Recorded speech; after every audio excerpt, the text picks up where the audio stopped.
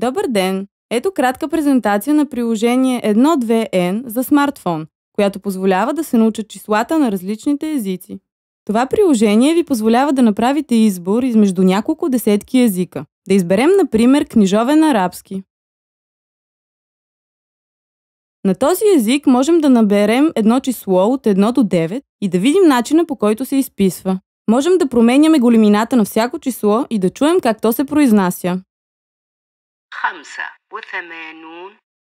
За да запишете гласа си, натиснете бутона. За да преустановите записването, натиснете отново. Хамса Уатаманун. 85. Хамса Уатаманун. След това езика може да бъде сменен и да се избере, например, мандарин. Числото е изписано и произнесено на този нов език. Размерът му може да бъде променен и да бъде изписан на този нов език.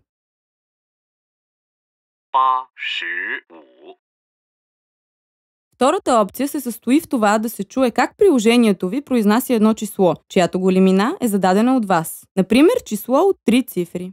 227. След това имате право на 3 опита да посочите кое е числото, което сте чули. След третият опит, приложението ви дава правилният отговор. На последно място, валутният конвертор ви позволява да изберете валута чрез натискане върху съответния флаг на страната, например, аржентинско песо. Въвеждате сума, състояща се от 1 до 9 цифри, например 1 милион песос. След това избирате крайната валута, например китайски юан.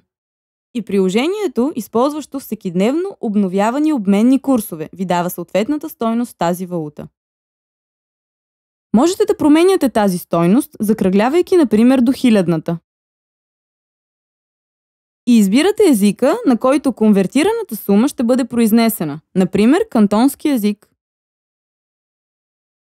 1865,900,000. Това е всичко. Свърши!